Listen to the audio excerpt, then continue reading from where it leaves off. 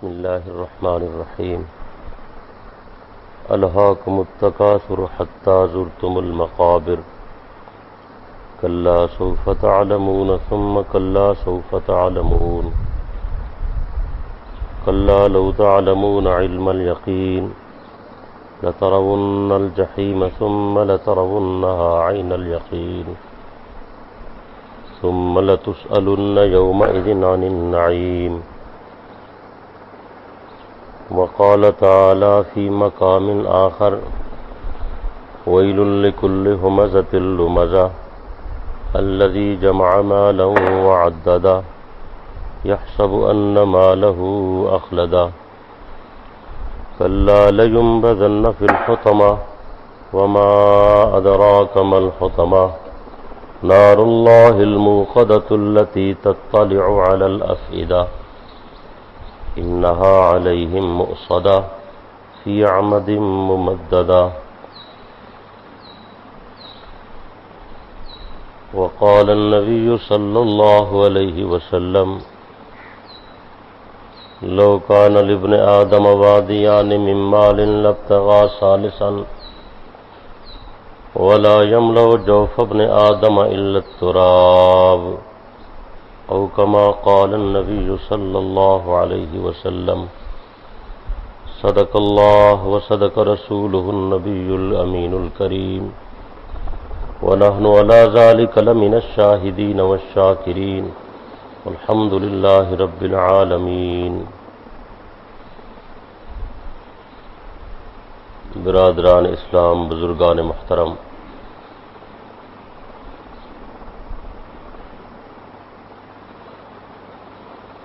اللہ تعالی ہم سب کی اپنے گھر میں حاضری منظور اور مقبول فرمائے. 30ویں پارے کی 2 چھوٹی سی صورتیں تلاوت کی ہیں. سورۃ التکاثر اور سورۃ ہمزہ.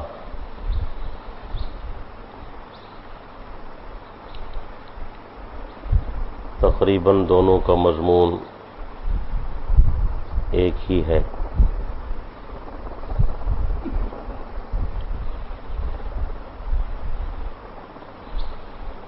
قرآن مجید نے جہاں کامیاب لوگوں کی صفتیں بیان فرمائی ہیں، نیک لوگوں کے اوصاف بیان کیے ہیں، وہاں ناکام، نامراد اور بد نصیب لوگوں کی علامات بھی بیان کی ہیں.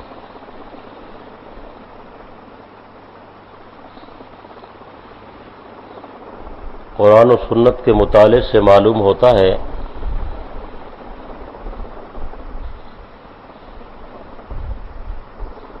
ہر امت کسی نہ کسی فتنے میں مبتلا ہوئی ہے، اور اس امت کا جو فتنہ ہے وہ مال ہے.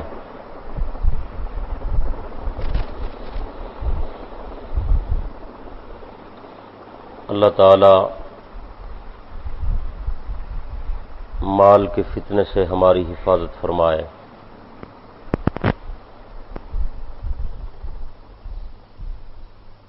جو لوگ مال کو جمع کرتے ہیں اور اس بات کا بھی خیال نہیں کرتے کہ جائز ہے یا ناجائز، حلال ذریعے سے آ رہا ہے یا حرام سے،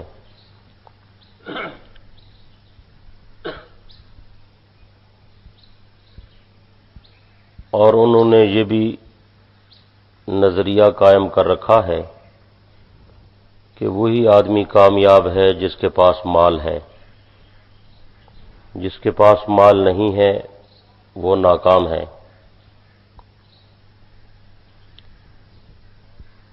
یہ نظریات بہت خطرناک ہیں.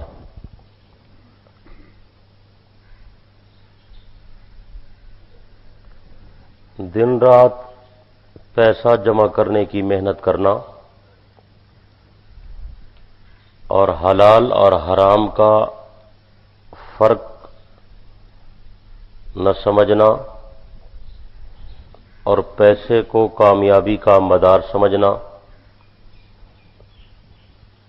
پیسہ جمع کرنا، اسے اپنی عزت کی دلیل اور نشانی سمجھنا اور دین کا خیال نہ کرنا، زکوٰۃ صدقات خیرات نہ ادا کرنا، محض دن رات دولت کمانے کی محنت کرنا، یہ کفر کا نظریہ ہے، اسلام کا نہیں ہے۔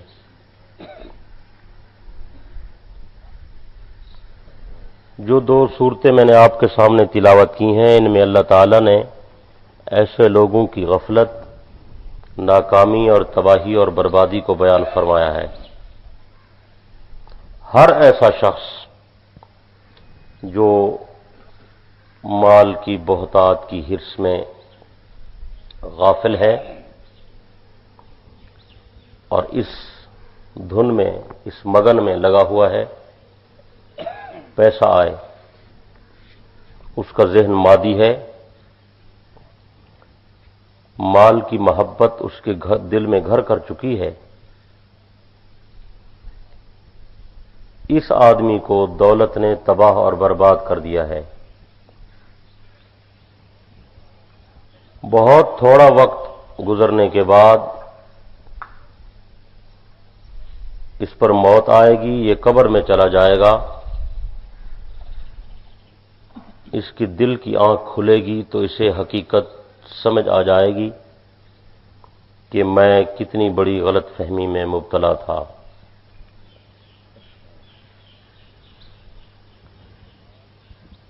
حب مال بہت سارے گناہوں کو، بہت سارے جرائم کو جنم دیتی ہے۔ مال کی محبت سے بہت سارے جرائم پیدا ہوتے ہیں۔ آپ نے دیکھا ہوگا جس کے پاس 4 پیسے زیادہ ہوں وہ کسی کو انسان نہیں سمجھتا۔ غرور، تکبر، فخر، بڑائی، حرص، لالچ، یہ تمام برائیاں اس میں پائی جاتی ہیں۔ وہ آدمی دین سے غافل ہوتا ہے۔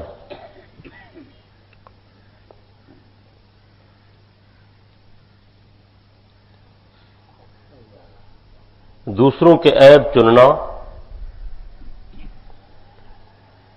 فلاں آدمی میں فلاں برائی ہے، فلاں آدمی میں فلاں برائی ہے، فلاں آدمی میں فلاں برائی ہے،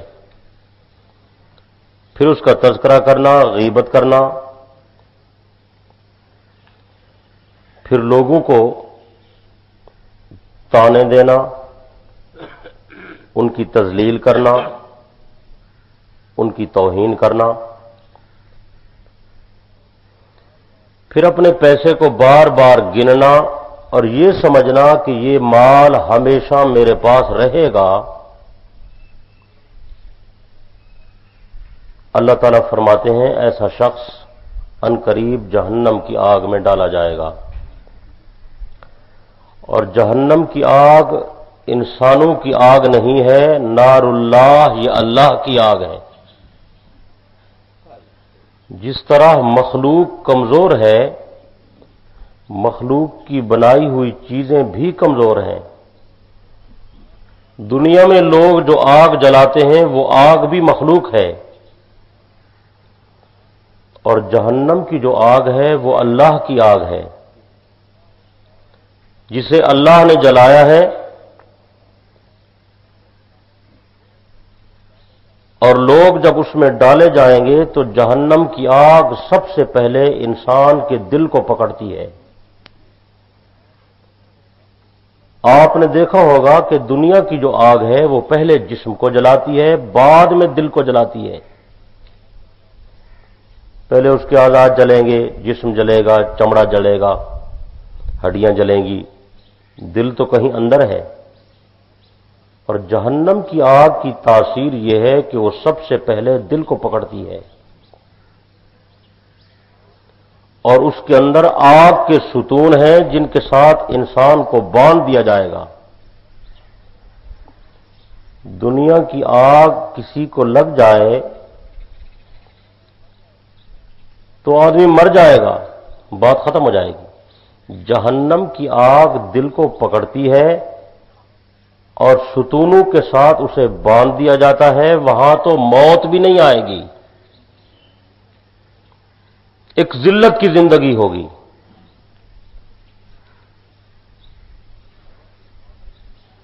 وہاں سے بھاگنے کی بھی کوئی جگہ نہیں ہے کہ آدمی نکل کر کہیں اور چلا جائے۔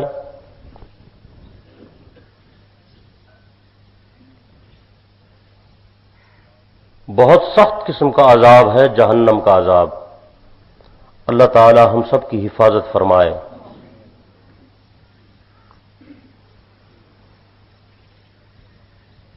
تو میں یہ عرض کر رہا ہوں کہ یہ ساری چیزیں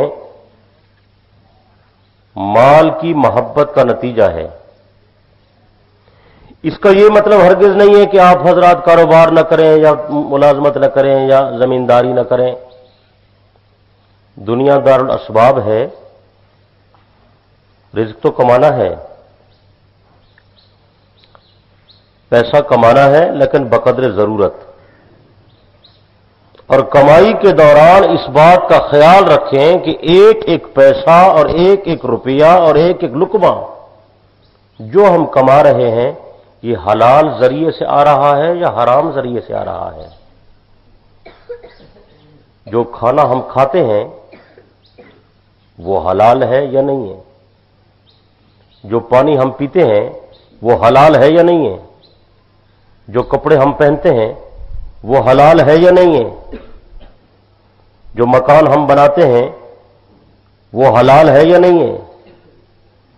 جس بستر پر سوتے ہیں وہ حلال ذریعے سے آیا ہے یا نہیں ہے؟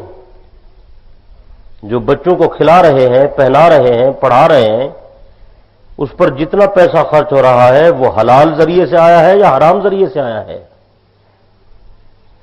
جس آدمی کے جسم میں ایک گوشت کی بوٹی بھی حرام سے پیدا ہو گئی، بن گئی، اس آدمی کی نہ عبادت قبول ہے، نہ نماز قبول ہے، نہ دعا قبول ہے۔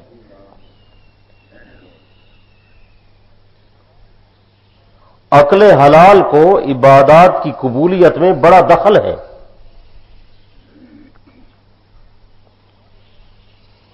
اور ہمارے ہاں اس کا امتیاز ختم ہوتا جا رہا ہے۔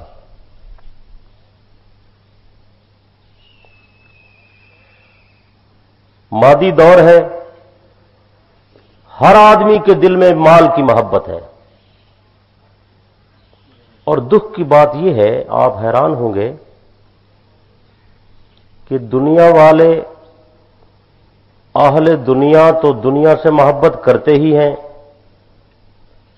ان کا کام ہے، مشغلہ ہے، کاروبار ہے۔ افسوسناک بات یہ ہے کہ جو لوگ اہل دین ہیں ان کا ذہن بھی مادی بن گیا ہے۔ مسجد والوں کا ذہن بھی مادی، مدرسے والوں کا ذہن بھی مادی،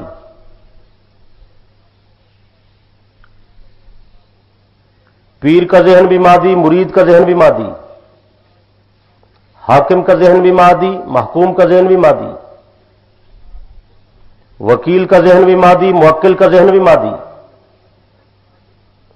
تاجر کا ذہن بھی مادی، گاہک کا ذہن بھی مادی،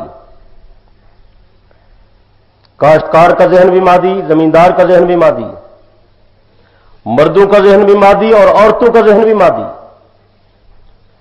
ہر بچہ، ہر بوڑھا، ہر جوان دن رات ایک ہی لگن میں ہے کہ بس پیسہ آئے۔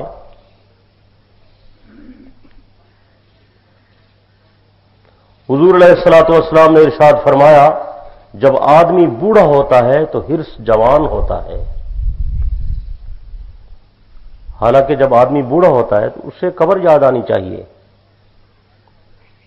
یا آخرت کی تیاری سامنے ہونی چاہیے۔ بال سفید ہیں، زندگی معطل ہوتی جا رہی ہے، زبان میں وہ گویائی نہیں رہی، کانوں میں سنوائی نہیں رہی، اعضاء ڈھیلے پڑ گئے، اٹھنے سے، بیٹھنے سے، چلنے سے آری ہے، لیکن ذہن مادی ہے، اور بچوں کو بھی یہی تربیت دے رہا ہے کہ پیسہ ہوگا تو کام چلے گا ورنہ کام نہیں چلے گا۔ یہ بات انتہائی خطرناک ہے، اور جتنے لوگ مال و دولت کی یا رزق کی برکت کی دعائیں کرواتے ہیں ان کا خیال بھی یہ ہوتا ہے کہ دعا کرائیں گے تو 1000 روپیہ آ رہا ہے تو لاکھ روپیہ آ جائے گا، لاکھ ہے تو کروڑ بن جائے گا۔ حالانکہ برکت کا یہ مطلب ہرگز نہیں ہے کہ پیسہ زیادہ ہو جائے۔ برکت کا معنی تو یہ ہے کہ جو کام 100 روپے میں نہیں ہوتا 10 روپے میں ہو جائے۔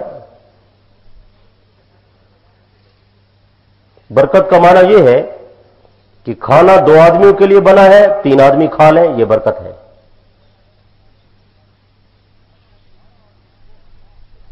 ہر آدمی کو اللہ سے عافیت مانگنی چاہیے، مال کی بہتات اور کثرت اور زیادتی نہ مانگیں کہ یا اللہ پیسہ زیادہ دے دے، مال زیادہ دے دے۔ جتنا مال زیادہ ہوگا اتنا حساب زیادہ دینا ہوگا، چاہے کوئی آدمی کتنا بڑا نیک کیوں نہ ہو، کتنا زیادہ متقی کیوں نہ ہو، جتنا زیادہ مال ہے اتنا زیادہ حساب ہے، اور جتنا کم پیسہ ہے اتنا تھوڑا حساب ہے۔ اسی لیے حضور علیہ الصلوۃ والسلام نے ارشاد فرمایا کہ قیامت کے دن جب حساب کتاب ہوگا تو ساری امت کے لوگوں سے سب سے پہلے میری امت کے غرباء اور مساکین امیر لوگوں سے 500 سال پہلے جنت چلے جائیں گے۔ اس کی وجہ یہی ہے کہ ان کے پاس مال نہیں ہوگا، ان کا حساب آسان ہو جائے گا۔ جتنا زیادہ مال ہوگا اتنا زیادہ حساب ہوگا۔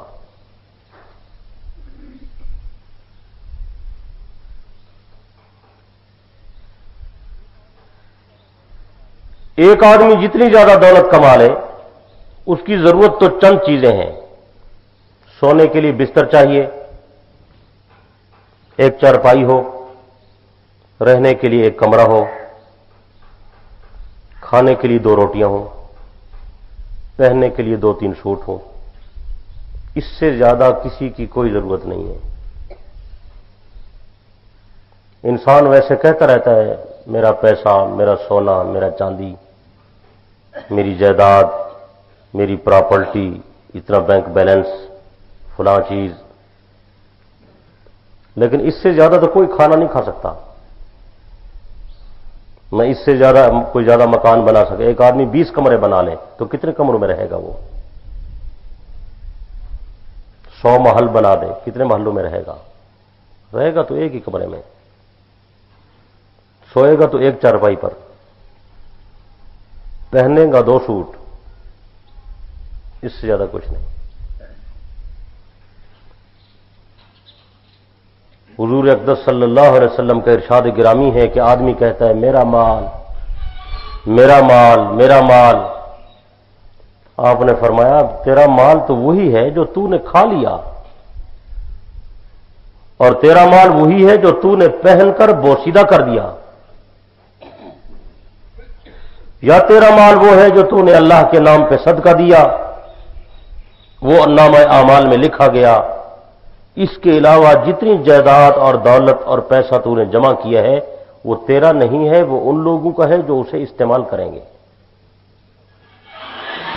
صرف ہرس ہے مال کی، اور آ جائے اور آ جائے۔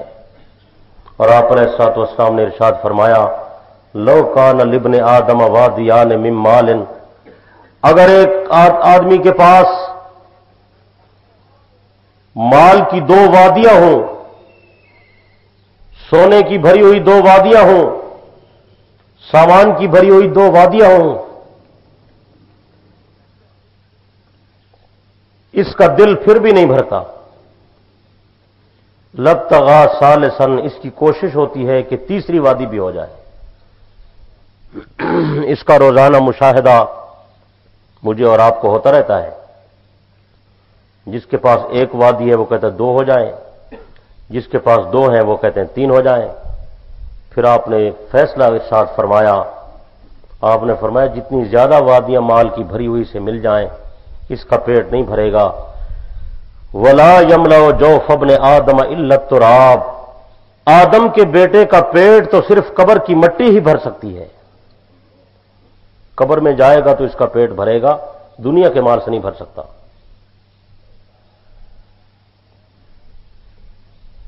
تو آپ حضرات سے یہی درخواست ہے کہ مال کمائیں لیکن حلال ذریعے سے،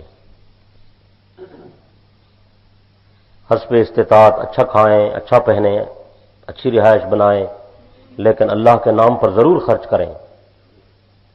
مال کی زکوٰۃ ضرور ادا کریں، زمین ہے تو اس کا عشر بھی ادا کریں،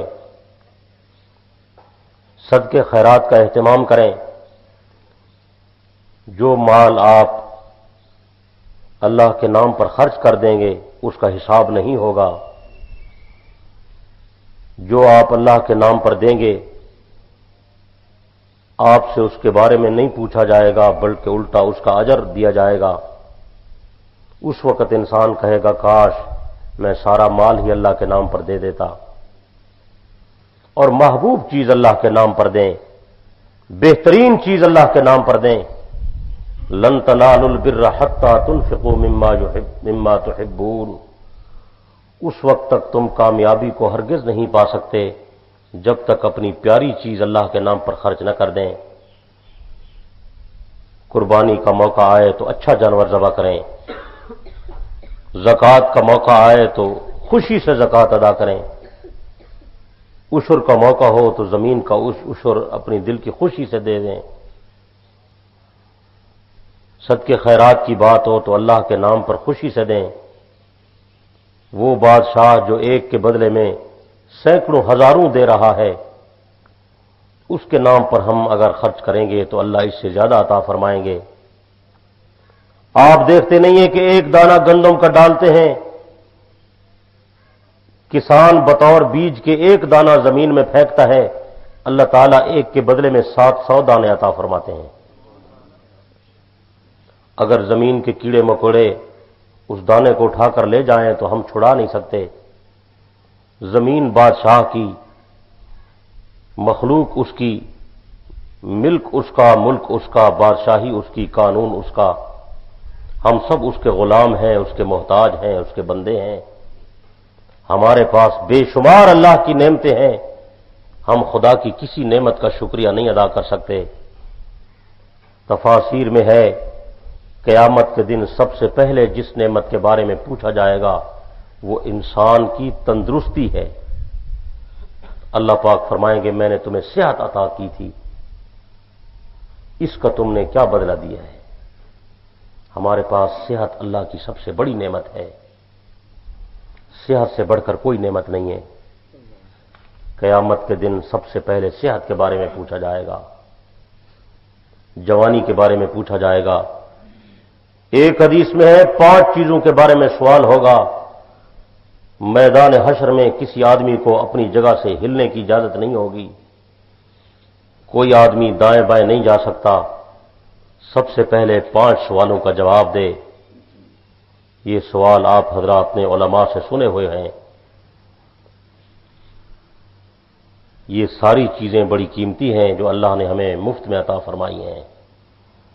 قیامت کے دن سب سے پہلے ان کے بارے میں سوال ہوگا.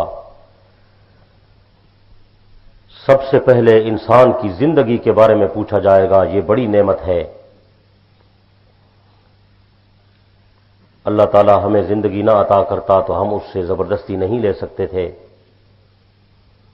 زندگی زندگی ہے، 5 سال ہو، 10 سال ہو، 20 سال ہو، 100 سال ہو، زندگی بڑی قیمتی ہے. اور اس زندگی پر آخرت کی زندگی کے بننے اور بگڑنے کا مدار ہے. اس زندگی کو ضائع نہ کریں کہ صرف مال کمانے میں ہی لگی رہے، پیسہ کمانے میں زندگی خرچ ہو جائے اور آخرت کا سامان ہی جمع نہ ہو. یہ بڑی افسوسناک بات ہے. قیامت کے دن پہلا سوال اسی کے بارے میں ہوگا. حضور علیہ الصلوۃ والسلام کا ارشاد گرامی ہے لا تزول قدم ابن آدم یوم القیامت حتی یسأل عن خمس، آدم کے بیٹے کو میدان قیامت میں قدم ہلانے کی اجازت نہیں ہوگی جب تک 5 سوالوں کا جواب نہ دے۔ ان عمرہ فیما افنا، زندگی کے متعلق بتا تیری زندگی کس موڑ پر ختم ہو گئی۔ زندگی کے 20 سال، 30 سال، 40 سال، 50 سال، 60 70 سال، 80 سال، 90 سال، 100 سالہ زندگی میں نے بغیر کسی محنت کے تمہیں عطا فرمائی۔ اللہ پاک فرمائیں گے بغیر طلب کے عطا فرمائی زندگی تم نے کہاں ختم کر دی؟ زندگی کے ایام کے بارے میں بتا، رات کے بارے میں بتا، صبح کے بارے میں بتا، شام کے بارے میں بتا، دن کے سویرے کے بارے میں بتا، رات کے اندھیرے کے بارے میں بتا، صحت کے بارے میں بتا، زندگی کے ایام کے بارے میں بتا، لمحات کے بارے میں بتا، ایک ایک منٹ سیکنڈ کے بارے میں بتا، تو نے زندگی میں کون سا کام دنیا میں کیا؟ آپ علیہ الصلوۃ والسلام نے فرمایا دوسرا سوال ہوگا وان شبابی فیما ابلا، اپنی جوانی کے متعلق بتا، زندگی کا بہترین عرصہ جوانی کا عرصہ تھا، میں نے تمہیں شباب عطا کیا، میں نے تمہیں طاقت عطا کی، میں نے تمہیں قوت عطا کی، بولنے کے لیے زبان دی، پکڑنے کے لیے ہاتھ دیے، چلنے کے لیے پاؤں دیے، دیکھنے کے لیے آنکھیں عطا کی، سننے کے لیے کان دیے، سوچنے سمجھنے کے لیے دل دماغ عطا کیا، تمہارے جسم کے بہترین اعضاء بنائے، مجھے جوانی کے بارے میں بتا، بے حیائی کرتا رہا، بدکاری کرتا رہا، زنا کا کام کرتا رہا، لوگوں کی عزتیں برباد کرتا رہا، جوانی میں پیسہ جمع کرتا رہا، دکانداری کرتا رہا، تجارت کرتا رہا، ملازمت کرتا رہا، ساری رات میٹھی نیند سوتا رہا، بہترین کھانے کھاتا رہا، بہترین کپڑے زیب تن کر کے میری زمین پر اکڑ اکڑ کر چلتا رہا، غرور سے زندگی تو نے بسر کر ڈالی۔ مجھے اپنی جوانی کے متعلق بتا، ساری زندگی دنیا میں صرف کر دی یا جوانی کے کچھ لمحات میرے دین کی محنت میں بھی خرچ کیے ہیں یا نہیں؟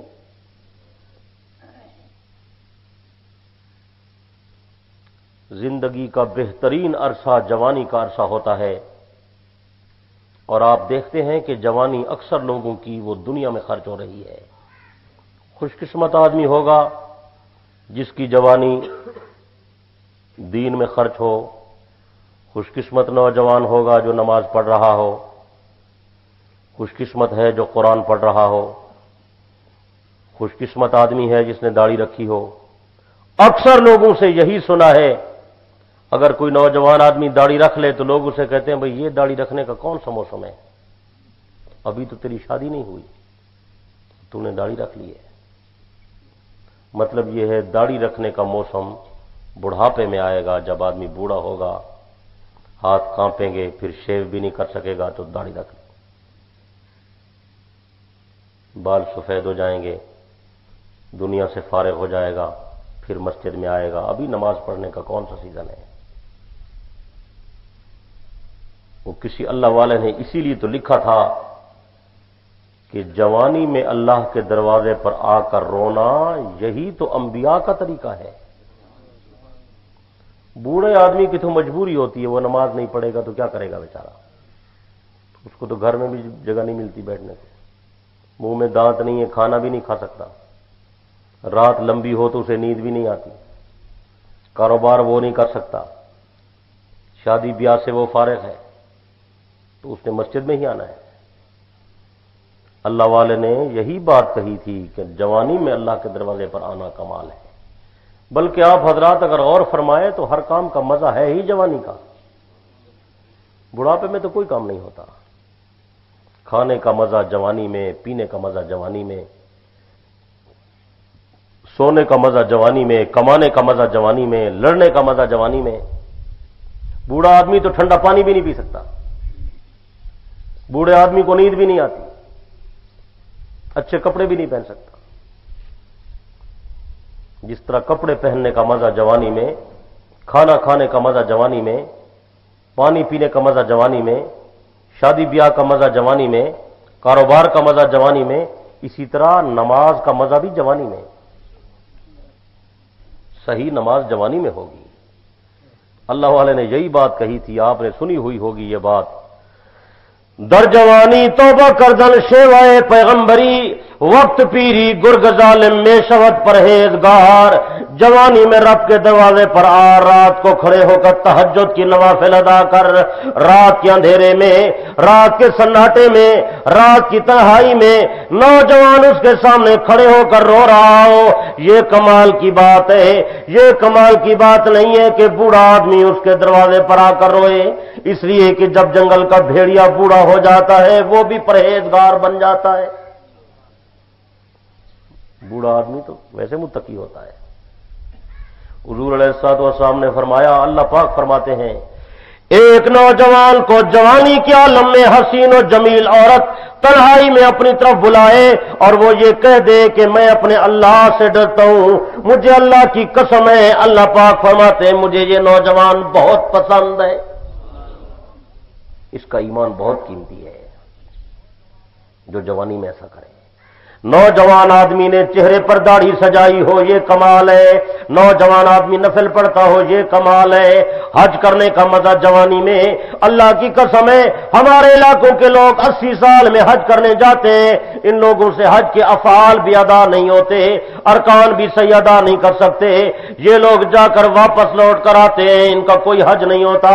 حج کرنے کا مزہ جوانی میں، عمرہ کرنے کا مزہ جوانی میں، نماز پڑھنے کا مزہ جوانی میں، تلاوت کرنے کا مزہ جوانی میں، ذکر کرنے کا مزہ جوانی میں، نفل پڑھنے کا مزہ جوانی میں، صدقہ دینے کا مزہ جوانی میں، خیرات کرنے کا مزہ جوانی میں، عبادت کرنے کا مزہ جوانی میں، جہاد کرنے کا مزہ جوانی میں۔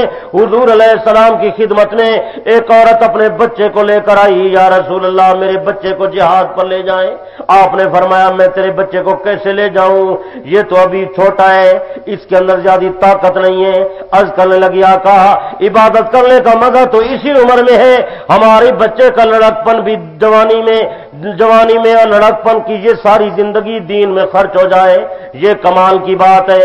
پاک پیغمبر نے صحابہ کی ایسی تربیت فرمائی، حضور علیہ السلام نے ایک موقع پر چندہ مانگا، لوگوں نے حسب استطاعت جہاد کے لیے مال جمع کرایا، ایک عورت اپنا معصوم بچہ لے کر آئی، آپ نے فرمایا چھوٹے بچے کو لائیو، میں تیرے بچے کو کیا کروں گا؟ عرض کرنے لگی آقا مجھے پتا ہے کہ میرا چھوٹا بچہ کچھ نہیں کر سکتا، میرے پاس جوان بیٹا موجود نہیں، میرے پاس دولت موجود نہیں، میرے پاس ہتھیار موجود نہیں، میں کون سی چیز اللہ کے نام پر دوں؟ میرے دل میں خیال آیا میں پیچھے نہ رہ جاؤں، میرا یہ چھوٹا دودھ پیتا بچہ یہ میرے پاس موجود تھا، یا رسول اللہ میں لائی ہوں، آپ قبول فرمائے۔ میدان جہاد میں جب کافر آپ پر حملہ کرنے لگے، کسی غلام کو حکم دینا میرے بچے کی ٹانگوں سے پکڑ کر سامنے ڈھال بنا لیں گے، آپ کی جان بچ جائے گی، میرا بیٹا شہید ہو جائے گا، قیامت کا دن آئے گا، اللہ پاک فرمائے گی میری بندی تو نے میرے لیے کیا کام کیا؟ میں عرض کروں گی مولا اور تو کچھ نہیں تھا، میرے چھوٹے معصوم بچے کی قربانی قبول فرما۔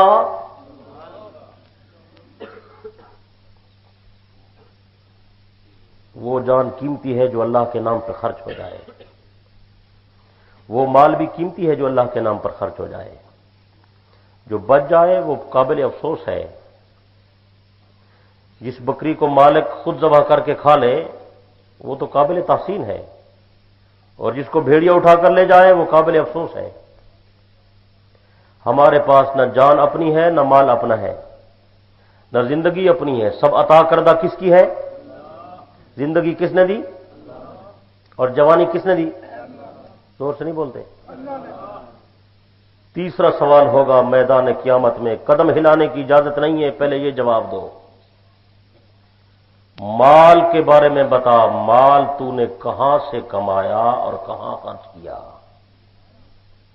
پہلا سوال ہوگا مال کمایا کہاں سے، حلال طریقے سے یا حرام طریقے سے؟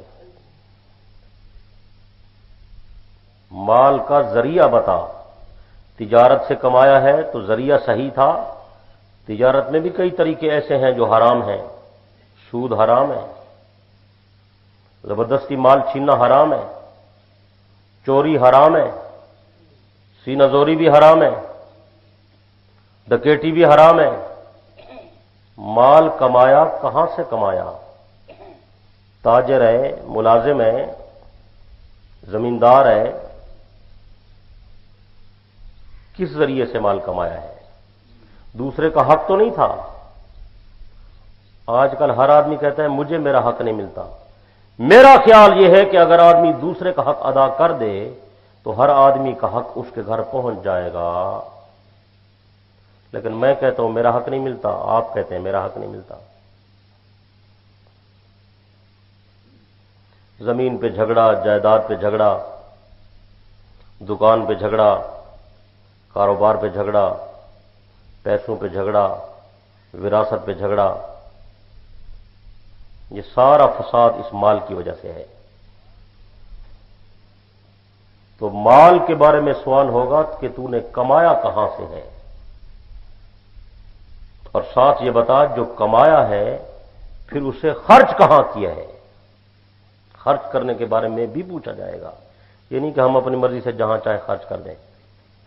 فضول خرچی تو نہیں کی، حرام کام پہ تو نہیں لگایا، ناجائز چیز پہ تو نہیں لگا دیا۔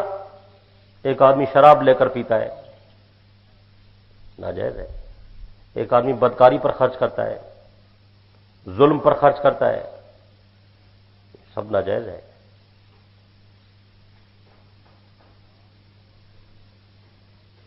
مال کمانے کا ذریعہ کہاں سے ہے اور خرچ کہاں کیا، اس کی تفصیل بتا۔ اب سوچیں ہمارے پاس اس کا جواب ہے یا نہیں ہے۔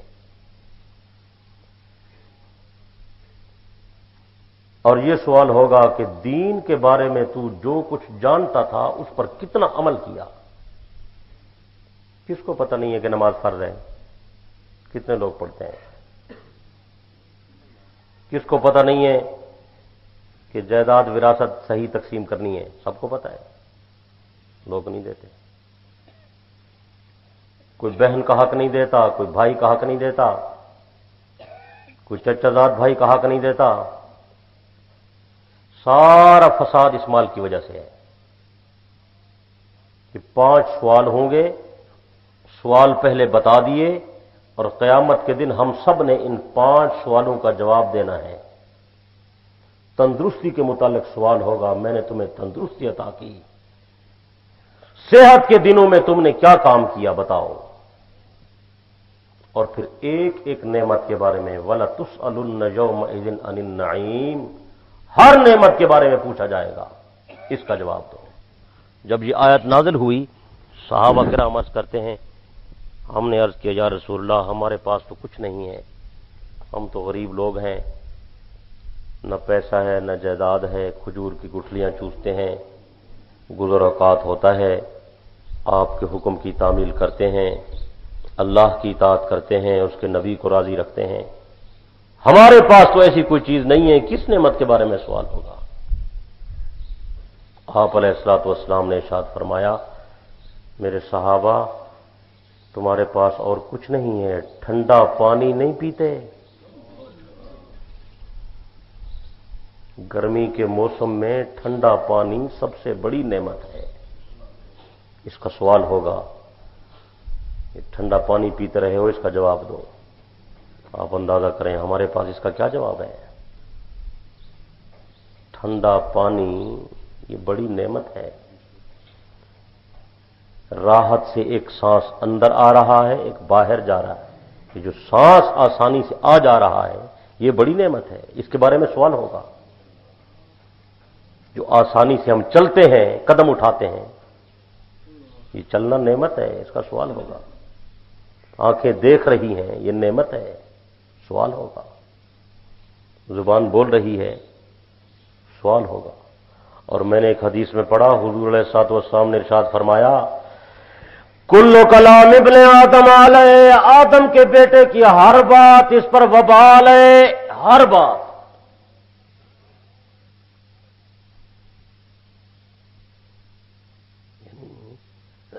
زبان سے کوئی جملہ نکلا نہیں اور وبال بنا نہیں۔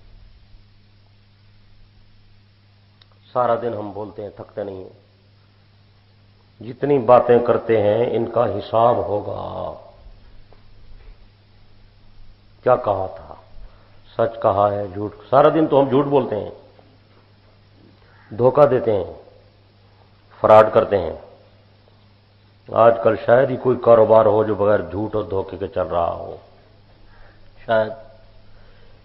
शायद ही कोई आजकल निजाम हो जो बगैर सूद के चल रहा हो। शायद ही कोई इदारा हो जो बगैर रिश्वत के चल रहा हो। शायद हो, मेरे मालूमात में नहीं है। हर चीज को हम गलत इस्तेमाल करते हैं। लिबास है तो गलत, माल है तो जराए भी गलत, इस्तेमाल भी गलत। कारोबार है तो उसका तरीका गलत, मुजारियत है तो उसका तरीका गलत, मुलाजमत है तो उसका पूरा सिस्टम खराब, हमारी मुआशरत है तो वो खराब, माईशत है वो बेकार। सियासत का निजाम तो बिल्कुल ही खत्म आपके सामने है। घर में हमारा जो माहौल है, उठना बैठना, खाना पीना, लेटना सोना जागना, वो निहायत रद्दी। बस नाम के हम लोग मुसलमान हैं, न तहजीब इस्लामी है, न तमद्दुन है, न सकाफत है, न इस्लामी कल्चर है, न ज़हन है, न हर बंदे का ज़हन मादी है, मादी है। डॉक्टर के पास मरीज जाए तो वो इस इंतजार में होता है कि मजबूर आया है, कैसे इससे मैं फायदा उठा लूं। हमदर्दी नहीं है, एहसास नहीं है।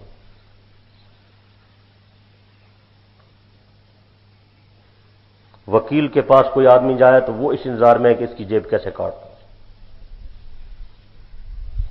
थाने में जाए वो इस इंतजार में बैठे हैं कि लोग कैसे फंसते हैं। दुकानदार के पास कोई ग्राहक जाए वो इस इंतजार में है कि कैसे मैं इससे ज्यादा दौलत पैसा कमा सकता हूं। ये सही है कि इस्लाम ने मुनाफे की शरह या उसकी मिकदार मुकर्रर नहीं की।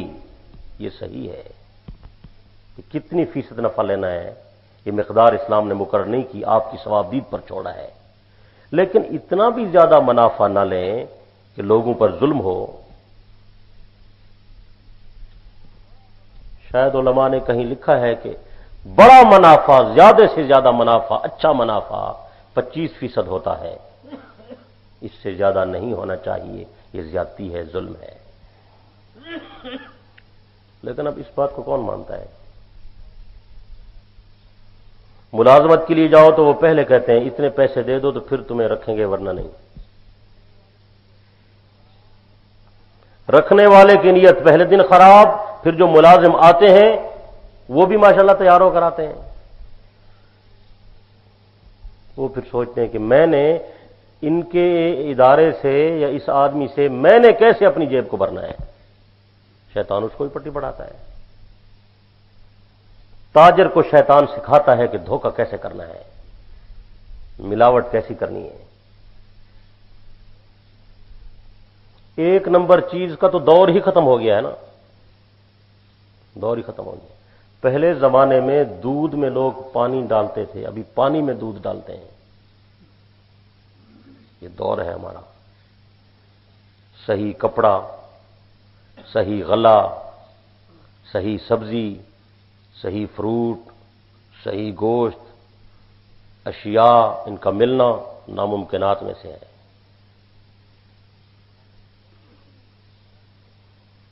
खालिद सोना, आपने सुनार कहते हैं, सोना खालिद तो होता ही नहीं है। आपको किसने कहा है सोना खालिद होता है? उसमें तो जब तक मिलावट ना हो कोई चीज बनती नहीं है उसकी। हर चीज में, हर मामले में बददियानती, धोखा, झूठ, फराड, गीबत।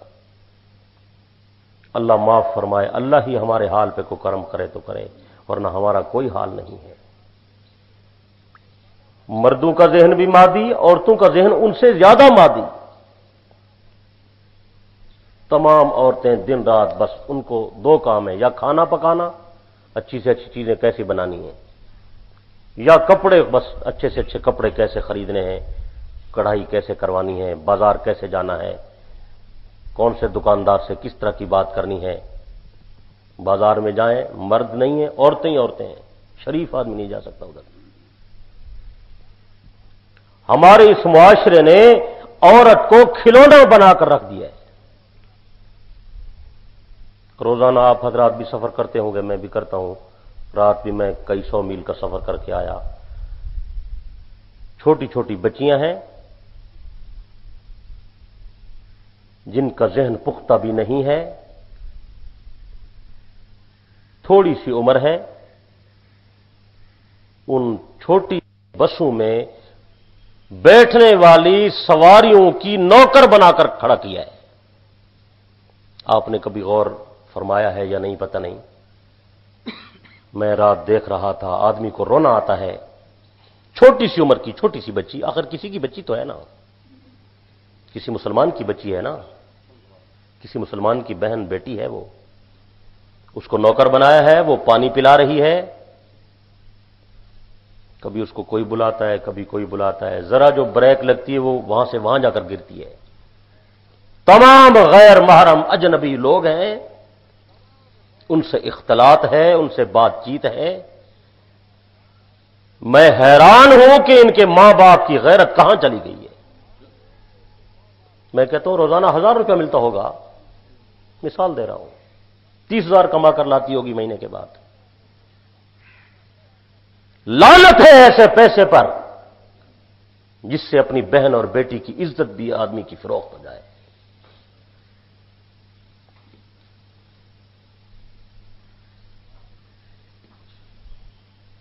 صرف مادی ذہن ہے کہ بس پیسہ آ جائے، پیسہ آ جائے. گاڑی میں لوگ بے حیائیاں کرتے ہیں. لڑائی ہو گئی رات گاڑی میں، اس لڑکی کی وجہ سے پورا معاشرہ برباد ہے. کسی کو کوئی غیرت نہیں آتی، کوئی شرم نہیں آتی، کوئی حیا نہیں آتی.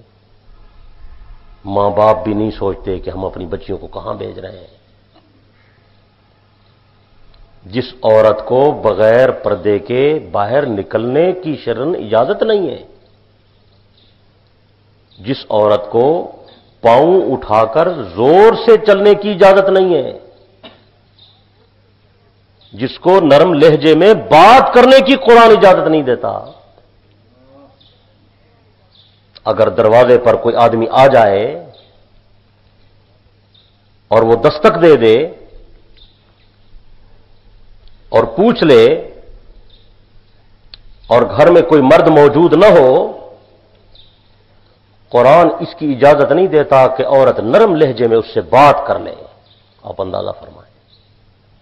یہ قرآن مقدس کا فیصلہ آج کر رہا ہوں، اپنی بات نہیں ہے. اللہ نے پیغمبر کی ازواج کو بھی اجازت نہیں دی. ہو سکتا ہے کبھی کوئی دروازے پر اجنبی مرد آ جائے اور گھر میں مرد موجود نہ ہو تو مجبوری ہے، جواب تو دینا ہے.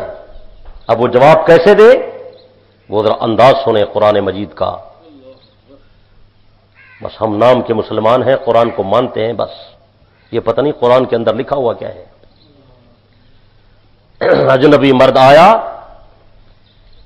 اور اس نے آ کر دروازے پر دستک دے دی. اللہ نے حکم سنایا، فلا تخضعنا بالقول، نرمی سے بات نہیں کرنی. اجنبی مرد آیا ہے مجبوری، جواب دینے والا کوئی نہیں. اب جو جواب دینا ہے عورت نے تو قرآن کہہ رہا ہے نرمی سے بات. بولتے نہیں آپ، یہ بات آپ کے مزاج کے خلاف تو نہیں ہے. نرمی سے بات، یا اللہ نرمی سے بات کیوں نہیں کرنی؟ اللہ پاک نے فرمایا فَيَطْمَعَ الَّذِي فِي قَلْبِهِ مرض، جس آدمی کے دل میں بے حیائی کی بیماری موجود ہے، جس آدمی کے دل میں گندگی کا روگ موجود ہے، وہ طمع پیدا کر لے گا، امیدیں باندھ لے گا. میری بندی نرمی سے بات نہیں کرنی، جرت سے بات کرنی ہے، غیرت سے بات کرنی ہے، زور سے بات کرنی ہے، ذرا کھردرے انداز میں بات کرنی ہے تاکہ کوئی آدمی دل میں طمع پیدا نہ کر لے. اللہ پاک نے عورت کو نرمی سے بات کرنے کی اجازت نہیں دی. اگر عورت گھر سے باہر نکلے بغیر پردے کے نہیں اجازت. اگر عورت باہر چلے آرام سے، اس کو پاؤں مارنے کی اجازت نہیں ہے۔ عورت زور سے پاؤں نہ مارے، اس کے پاؤں کی آہٹ و آواز غیر مرد کے پاؤں میں جائے گی، خدا یہ بات گوارا نہیں کرتا۔ عورت کو اذان دینے کی اجازت نہیں، عورت کو خطبہ پڑھنے کی اجازت نہیں، عورت کو نماز پڑھانے کی اجازت نہیں، عورت کو بے پردہ پھرنے کی اجازت نہیں، غیر محرم سے بے محابہ گفتگو کی اجازت نہیں۔ آپ اندازہ فرمائیں، جس عورت کو شریعت نے باحیا باعفت خاتون بنا کر گھر میں بٹھایا، ہمارے معاشرے نے اس عورت کو کھلونا بنا دیا۔ گاڑیوں میں نوکر ہے، وہ پانی پلا رہی ہے غیر اجنبی مردوں کو، لوگ خوش ہیں۔ ہر آدمی اسی گاڑی میں سفر کرتا ہے جس میں لڑکی ہو۔ آج کے بعد آپ سفر کریں، جائیں تو ذرا اس انداز سے 1 منٹ کے لیے تصور کر لیں کہ یہ بچی ہماری بیٹی ہے، پھر سوچیں کہ دل پر کیا اثر ہوتا ہے۔ یہ ہماری بہن ہے، پھر دیکھیں دل پر کیا اثر ہوتا ہے۔ ان لوگوں کی غیرت کہاں چلی گئی جو اپنی بچیوں کو بڑے اعتماد کے ساتھ بھیج دیتے ہیں، ٹھیک ہے پیسے کما کر لا رہی ہے۔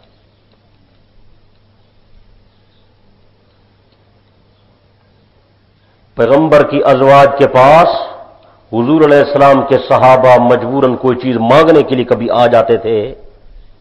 نبی کی ازواج کی بات کر رہا ہوں، جن کی پاکیزگی اور عفت پر قرآن گواہی دے رہا ہے، اور اصحاب پیغمبر جو تقوی کے شعار سے، تقوی کی صفت سے متصف ہے، دروازے پر آنے والے اصحاب پیغمبر ہیں، اور اندر بیٹھنے والی کون ہے؟ کون ہے؟ دروازے پر آنے والا عثمان باحیا ہے، جس سے آسمان کے فرشتے بھی حیا کرتے ہیں، یہ دروازے پر کھڑا ہے۔ اور اندر بیٹھنے والی ام المومنین سیدہ طیبہ طاہرہ عائشہ صدیقہ ہے۔ عثمان کے حیا کو دیکھیں اور عائشہ کی عفت اور پاکیزگی کو بھی دیکھیں، جس پر قرآن گواہی دے رہا ہے۔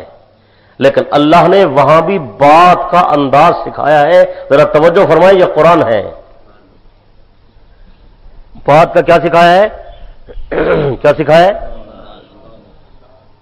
بات کرنے والا عام آدمی نہیں ہے، کون ہے؟ عثمان باحیا ہے، جس کے بارے میں پیغمبر فرما رہے ہیں کہ آسمان کے فرشتے اس سے سیدنا عثمان فرماتے ہیں ساری زندگی میں ایک مرتبہ بھی بغیر تہمت کے میں نے غسل نہیں کیا، پوری زندگی۔ زبان سے کہہ دینا آسان ہے۔ دروازے پر آنے والا ابو بکر ہے، جس نے پوری زندگی گانا نہیں گایا۔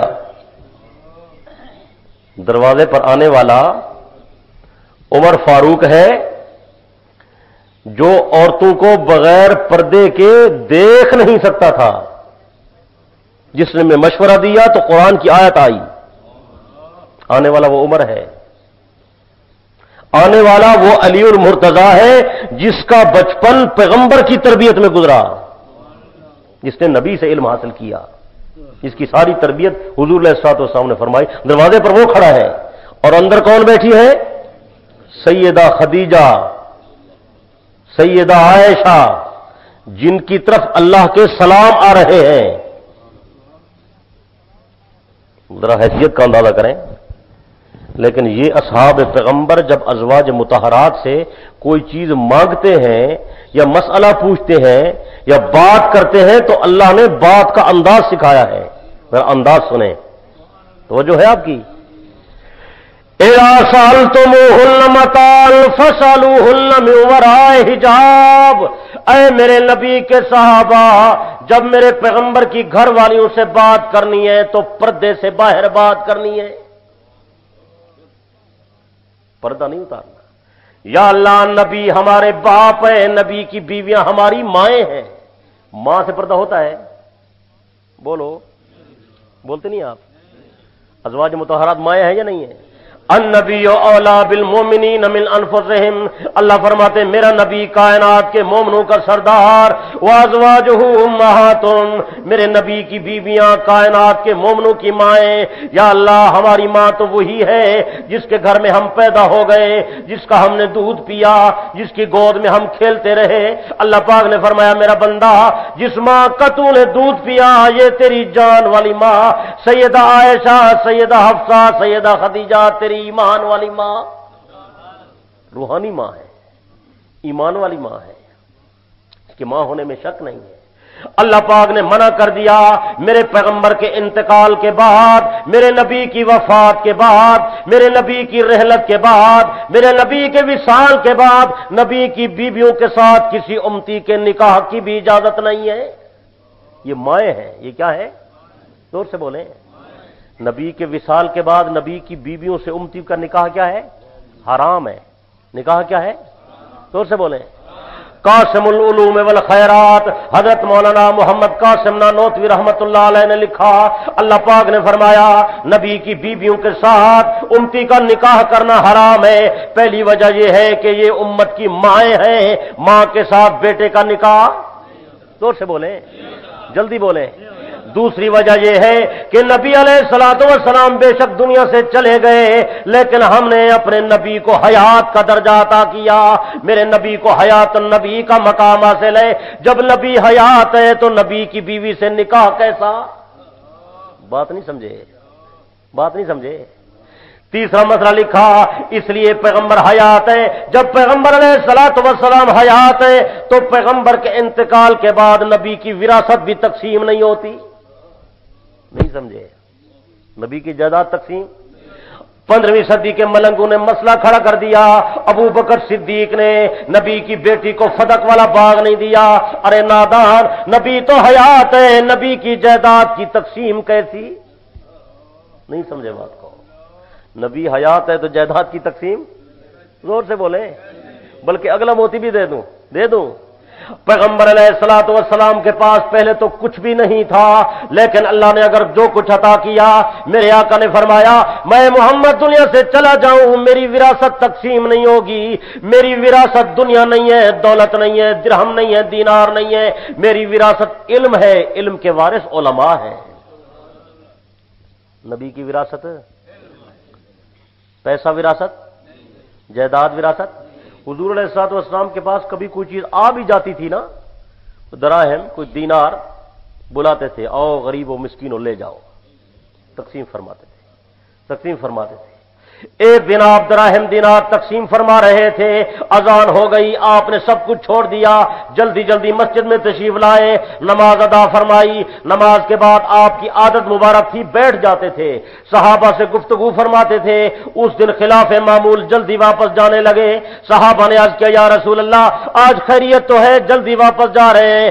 آپ نے فرمایا میرے صحابہ میں سونے اور چاندی کے ٹکڑے اللہ کے نام پر تقسیم کر رہا تھا کہ اللہ پاک کا بلاوا آ گیا، میں یہاں آ گیا، جلدی واپس جا رہا ہوں کہ سونے اور چاندی کے کسی ٹکڑے کو میرے گھر میں آج رات نہ ہو جائے۔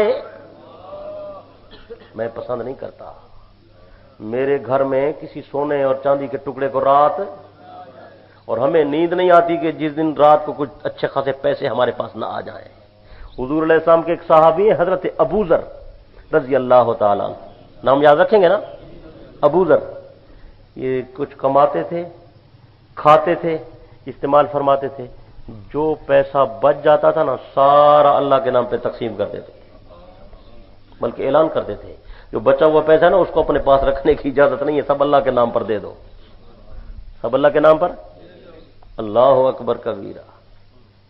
تو بھئی آپ کے لیے اتنی اجازت ہے، آپ رکھ لیں، لیکن اللہ کے نام پر تو دیں کہ نہ دیں؟ صدقہ بلاؤں کو کھا جاتا ہے، صدقہ بلاؤں کو۔ کچھ مانگنے والے ہوتے ہیں فقیر، کچھ لوگ مانگتے بھی نہیں ہیں بیچارے، آپ خود دیا کریں۔ دیں گے یا نہیں؟ کپڑے، سامان، پیسہ، کھانا دیں گے یا نہیں؟ صدقے میں بڑے برکات ہیں، مال بڑھتا ہے۔ زکوٰۃ دیں گے یا نہیں؟ عشر سے مال کم، زکوٰۃ سے مال کم۔ اللہ اکبر کبیرہ۔ تو بات دور چلی گئی. میں کیا عرض کر رہا تھا کہ نبی کی بیویاں ہماری مائیں ہیں. ہماری زور سے کہہ دو ہماری. اور پیغمبر علیہ السلام ہمارے روحانی باپ ہیں یا نہیں ہے؟ پیغمبر کی اطاعت فرض اور واجب ہے. نبی کی بیویاں ہیں پیغمبر کے حرم میں، نعوذ باللہ غلط عورت تو نہیں آ سکتی. کیا آ سکتی ہے؟ وہ جب سید عائشہ پر الزام لگایا نا تو حضرت علی نے یہی بات عرض کی تھی نا، حضرت اللہ تعالیٰ نے شادی کرائی ہے نا. اللہ کو پتہ نہیں چلتا میرا نبی پاک ہے تو گھر والی پاک نہیں ہے؟ ایسے ہے یا نہیں ہے؟ آپ نے صحابہ سے پوچھا میری عائشہ کے بارے میں کیا خیال ہے؟ صحابہ نے یہ آئے آقا ہم دیکھتے ہیں کہ اللہ پاک آپ کے جسم اقدس پر گندی مکھی نہیں بیٹھنے دیتا. جو خدا آپ کے جسم پر گندی مکھی نہیں بیٹھنے دیتا وہ خدا آپ کو بستر والی بیوی ناپاک کیسے عطا کرتا ہے؟ آپ بھی پاک ہیں، گھر والی بھی. زور سے بولیں، جلدی جلدی بولیں، بلند آواز سے بولیں. نبی کے جسم پر جو لباس ہے وہ لباس بھی پاک ہے. اگر آپ کی توجہ ہے تو میں ایک بات عرض کروں. زلیخا نے یوسف علیہ السلام کو کمرے میں بند کیا، اپنے طرف بلایا، آپ نے توجہ نہ فرمائی. زلیخا نے آپ کے دامن کو پکڑا، اپنی طرف کھینچا. حضرت یوسف علیہ السلام کے کرتے مبارک کا ٹکڑا پھٹ گیا. وہ کرتے کا ٹکڑا زلیخا کے ہاتھ میں رہ گیا. ملتان والو، اللہ پاک نے یہ بات بھی گوارا نہ کی، ناپاک ارادے والی عورت کا ناپاک ہاتھ پیغمبر کے جسم کپڑے کے ٹکڑے پر لگ جائے، اللہ نے وہ کرتے کا ٹکڑا بھی جسم سے الگ کر دیا. میرے نبی کے پاک جسم کے ساتھ نہ رہے. وہ ٹکڑا زلیخا کے ہاتھ میں رہا. باہر نکلے اس نے الزام لگا دیا یہ یوسف مجھے بلاتا تھا. حضرت بے حد پریشان ہو گئے. یہ کیا الٹا الزام بھی یہی لگا رہی ہے، بلایا بھی اسی نے ہے. چھوٹا بچہ بول پڑا ان قال قمیصه قد من قبل فصدقت وهو من الكاذبين وان قال قمیصه قد من دبر. آؤ میں تمہیں بتاؤں، دیکھو یوسف علیہ السلام کا کرتا آگے سے تار ہے یا پیچھے سے. اگر آگے سے پھٹا ہوا ہے تو زلیخا سچی، یوسف نعوذ باللہ جھوٹے. اگر کرتا پیچھے سے تار ہے پھر میرا پیغمبر سچا، زلیخا جھوٹی. دیکھا یوسف علیہ السلام کا کرتا پیچھے سے پھٹ چکا تھا اور کرتے کا ٹکڑا بھی زلیخا کے ہاتھ میں رہ گیا تھا. اللہ نے حفاظت فرمائی یا نہیں فرمائی؟ بولیں. پیغمبر معصوم. یہ تو یوسف کریم کا حال ہے. تو کہاں امام الانبیاء صلی اللہ علیہ وسلم، ساری دنیا مل جائے پاک محمد کے مقام کا مقابلہ. زور سے بولیں. مرتبے کا مقابلہ. جس طرح آپ جیسا رسول کوئی نہیں ہے، اس طرح آپ جیسا معصوم بھی کوئی نہیں ہے. اس طرح آپ جیسا پاکیزہ بھی، آپ جیسا طاہر اور مطہر بھی، آپ جیسا خاتم بھی، آپ جیسا رسول بھی کوئی نہیں. اللہ نے آپ پر نبوت اور رسالت کی تکمیل فرما کر مہر لگا دی. قیامت آئے گی میرے محمد جیسا پیغمبر دنیا میں دوبارہ نہیں آئے گا. تو آپ پاک ہیں تو گھر والی بھی. جب گھر والیاں پاک ہیں اور ان کی طہارت پر قرآن گواہی دے رہا ہے تو گھر میں بیٹھنے والی تو عائشہ ہے، ام سلمہ ہے، جویریہ ہے، ام حبیبہ ہے، سیدہ زینب ہے، اور سیدہ بی بی صفیہ ہے. نبی کا حرم تو یہی ہے. اور دروازے پر آنے والا تو عثمان با حیا ہے جس سے آسمان کے ملائکہ حیا کرتے ہیں. پھر بھی اللہ فرما رہے ہیں اذا سألتموهن متاعا فاسألوهن من وراء حجاب. اے میرے محمد کے صحابہ، یہ صحیح ہے کہ میرے نبی نے تمہاری تربیت کی ہے، تم پاک باز ہو، متقی ہو، نیک ہو، جنتی ہو، صحیح ہے. لیکن جب بھی میرے پیغمبر کی بیویوں سے بات کرنی ہے تو پردے سے باہر بات کرنی ہے. پردہ اتارنے کی وہاں بھی اجازت ہے. تو 15ویں صدی کے جھوٹے پیر سے پردہ اتارنے کی کیسے اجازت ہے؟ سوچیں. حضور علیہ الصلوۃ والسلام جب کسی کے دروازے پر جاتے ہیں، روحانی باپ ہیں امت کے اور امت کے پیغمبر ہیں، جب بھی دروازے پر جاتے تھے دستک فرماتے. حضرت جعفر طیار آپ کے بھائی غزوہ موتا میں جو شہید ہو گئے، پیغمبر ان کی بیوی کو اطلاع دینے گئے، خود تشریف لے گئے. دروازہ کھٹکھٹایا، اندر سے آواز آئی کون؟ فرمایا انا محمد الرسول اللہ. کمال ہے بھئی جعفر، تیری عظمت کے کیا کہنے کہ امام الانبیاء جیسی ہستی تیرے دروازے پر. اندر سے اہلیہ ان کی بیوی نے جواب دیا آقا کوئی نہیں ہے، آپ تشریف لے آئیں. فرمایا پردہ کرو تو میں آؤں. پردہ ہے، پردہ کرو تو میں آؤں. پردہ کرایا، آپ علیہ الصلوۃ والسلام تشریف لے گئے. अंदर जाकर खबर सुनाई, खुशखबरी सुनाई, जाफर की बीवी मैं तुम्हें खुशखबरी सुनाने आया हूं कि अल्लाह पाक ने तेरे खामद को तो जन्नत में रवाना कर दिया। जाफर के छोटे छोटे बच्चे थे, दौड़ते हुए आए, हुजूर अलैहिस्सलाम की मुबारक टांगों से लिपट गए। या रसूलल्लाह अकेले आए, हमारे अब्बा जी नहीं आए। मेरे आका की आंखों से आंसू निकल आए, रोते हुए फरमाया जाफर के बच्चे तुम्हारे वालिद मोहतरम तो जन्नत में चले गए, मैं इधर आ गया। अब बच्चे रो के कहते हैं अब या रसूलल्लाह आप अकेले आए तो हम अपने अब्बा कहां से ढूंढेंगे? आपने फरमाया जाफर के बेटे परेशान होने की जरूरत नहीं, तुम्हारे अब्बा जन्नत में चले गए, आज के बाद मोहम्मद तुम्हारा बाबा है, आयशा तुम्हारी अम्मी है। पर्दा जरूरी है, लेकिन औरतें खिलौना बनी हुई हैं गाड़ियों में, दफ्तरों में, स्कूलों में, कॉलेजों में, बैंकों में, टेलीफोनों में, जहाजों में। क्या बताएं आपको? इसको कुरान ने कहा जहालत। कुरान ने क्या कहा? ये जहालत है, रोशनी नहीं है। लोग तो कहते हैं रोशन ख्याली है, ये रोशन ख्याली नहीं है, अंधेरी ख्याली है। ये बात समझ आ रही है? कुरान ने इसे जहालत कहा है। वला तबर्रजन तबर्रुजल जाहिलियतिल ऊला, ये पुराने जमाने की जहालत है। क्या आपको पता होना चाहिए, पहले जमाने में औरतें बनाव श्रृंगार करके सीना खोलकर बाहर फिरती थी। कुरान ने कहा ये जहालत ऊला है, पहले जमाने की ये तरतीब है, जाहिल लोग ऐसा करते थे। अब इस्लाम की तहजीब आई है, वो क्या है कि औरत को बापर्दा बाइफ्फत बनाकर इसे घर में बिठाओ, इसके नाज़ुक कंधे हैं, ये कमा नहीं सकते, मर्द कमाएगा, इसे खिलाएगा, ये घर की मलका बनकर घर में बैठेगी। आप बताएं वो तरीका अच्छा है या ये अच्छा है? सोचें, ये तरीका अच्छा नहीं है। कपड़े हम ला कर देंगे, कपड़े हम खुद लाएंगे बाजार से, सब्जी हम खुद लाएंगे, गोश्त हम खुद लाएंगे, घर में पकाए, बाइज्जत तरीके से बैठे, मकान भी देंगे, औरत को हम कपड़े भी देंगे, हस्ब इस्तिताअत जेवर भी देंगे, अच्छा खाना भी देंगे, हर चीज लाकर मुहैया। ये हुक्म करे, क्या चाहिए इसे, लेकिन रहे घर में, बाहर न जाए। घर से जब बाहर आए तो मजबूरी की बुनियाद पर आए, मजबूरी हो तो फिर आए, और वो भी खावन की इजाजत से आए और बापर्दा आए। और बाहर जब चले तो पांव आराम से रखे, पता चले बाइफ्फत औरतें जा रही हैं। कुरान ने कहा पर्दा करके औरतें जाएं ताकि कोई नजर उठाए तो पता चले कि बाहया बागैरत लोगों की खवातीन हैं, इनकी तरफ नजर उठाने की गुंजाइश नहीं है। ये इस्लाम का तरीका बता रहा हूं आपको। अल्लाह पाक हमें इसकी समझ अता फरमाए। तो आप हलाल तरीके से माल कमाएं और हलाल तरीके पर उसे इस्तेमाल करें, और अपने बच्चों की अच्छी तरबियत करें, बचपन से ही उन्हें नमाजी बनाएं, उन्हें कुरान की तिलावत का आदी करें, उन्हें जिक्रुल्लाह सिखाएं, अच्छी बोलचाल, अच्छी बातचीत सिखाएं, सही कारोबार पर लगाएं, अच्छी मुलाजमत पर लगाएं। ये जिम्मेदारी है मां बाप की, इसके बारे में भी पूछा जाएगा। अगर अच्छी तरबियत न हुई तो पूछा जाएगा। फितने का दौर है, ईमान बचाना बड़ा मुश्किल हो गया है। ईमान भी बचाएं, आमाल की इस्लाह भी करें, इंशाअल्लाह घर में रहमत आएगी, बरकत आएगी, सुकून कल्ब होगा। इंशाअल्लाह रात को आप इत्मीनान की नींद सोएंगे। कोशिश करेंगे इसकी, और साथियों तक पैगाम पहुंचाएंगे। अल्लाह मुझे और आपको ये जज्बा नसीब फरमाए और इस पर अमल करने की भी तौफीक अता फरमाए। व आखिर दावाना अल्हम्दुलिल्लाहि रब्बिल आलमीन।